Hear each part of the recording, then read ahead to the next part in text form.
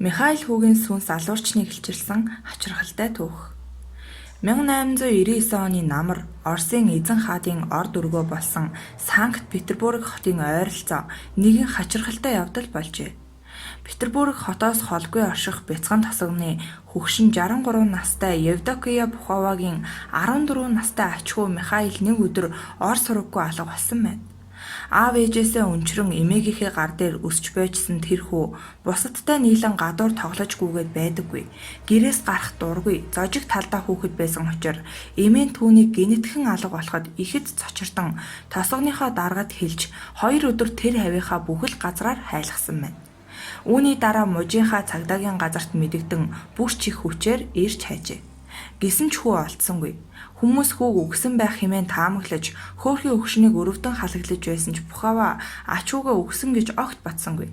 Харин ч амьд байгаа хизээ нэгэн цагт эргэж ирнэ хэмээн ярьж хурдан ирээсэ хэмээн өглөө олгон сүмд очин залбирдаг байжээ. Сүмийн хамламч эмэгнийг тавьшруулан Михаил амьд байгаа. Үүнийг бурхан нотлно. Түүн шиг сайн хүү амьдын ертөнцөөс тийм амар явахгүй хэмээн хэлдэг байсан аж. Хөгшин ач хүүгээ байнга л бодож түүнийг ирээсэ хэмээн өдөр шөнөгүй хүсдэг байсан болоод ч тэрөө Михаил түүний зүүдэнд байнга шахуу үзэгдэж хайртай эмээтэйгээ хамт олон жил амьдрна гэх мэтээр ярьж шаналсан сэтгэлийг нь баг чулуу твтээдэг байж. Гэвч хүү алга болсноос хойш 2 сарын дараа нэгэн шөнө эмээгийнхээ зүүдэнд их л гунж гутарсан царайтай үзэгдэж "Та намайг хүлээх хэрэггүй. Би танаасаа үүрд явсан. Та намайг сүүлийн удаа харахыг хүсвэл тосгоны хажуугийн хогийг ухаж цогцыг минь гаргаж хараарай. Намайг Луков гэдэг хүн алаад тэнд болсон байгаа" хэмээн уйлан хайлан хэлжээ.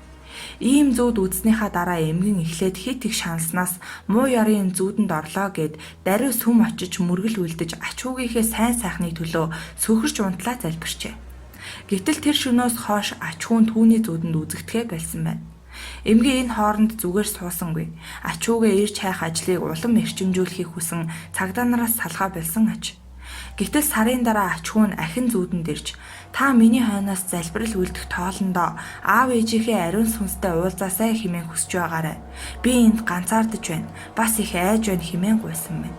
Эмгэн энэ удаа нэг л аимшигтай төгшөөр тавтжээ. Гэхдээ хинт ч энэ тухай хэлсэнгүй.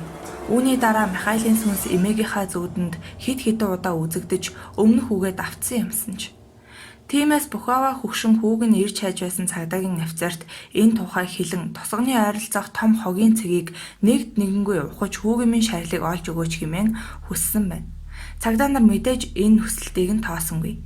"Хүү минь зүүдэнд орж ирээд ийм юм хийгээсэ" хэмээн хүсээд байна гэх зэргээр ярихт нь харин ч бүр шоолон инээлдэж байжээ. Гэтэл жилийн дараа гайхалтай юм болсон аж.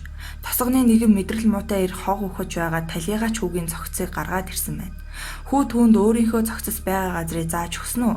Эсвэл тэр зүгээр л хог ухаж байгаа санаандгүй татаад гаргачихсан уу? Юутай ч жилийн өмнө ор сураггүй алга болсон хүүгийн зэрлэгээр зодуулан танигдахын аргагүй болсон цогцыг гаргаад ирсэн байжээ.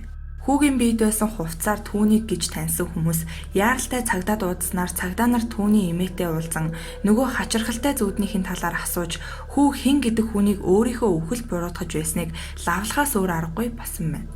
Ингээд Луков хэмээх этгээдийг мужийнхаа хэмжээнд тайлбал маш олон удаагийн хулгаан үйлдэлтэй хэд хэдэн удаа шоронд орж байсан Санкт Петербург даяар алдартай хулгаан бүлгийн толгойлогч болох нь тогтогджээ. Түүнийг 90 хайн баривчилж талигач хүүгийн өвхөлд шууд буруутган байцаахад эхлээд өөрийгөө өмөрч байсан боловч эцэстээ хэрэгээ хүлээсэн байна. Түүнийг тосгоны ойролцоох өртөөний байшинг тонж байхад нь золгүй хүү санамсаргүй таарч харсны төлөө гэрч үлдээхгүй хэмээн тов бугаар цохон алсан байжээ. Энэ хэргийг илрүүлснийхээ дараа цагдаа нар юу хэлэхээ мэдэхгүй байсан гэдэг. Гэхдээ л эмээгийнхаа зүүдэнд байн орж ирэн өөрийнхөө харуулсалт өглийн тухай ярьсан хүүгийн мэдээлэлээр гинт хэрэгтнийг барьсан болохоор эмээгийнхэн зүүд хэрэг илрүүлэхэд чухал нөлөө үзүүлсэн хэмээн хавтас тэрэгтэн зориуд тэмдэглэсэн одоо ч Оросын цагдаагийн архивт байдаг аж.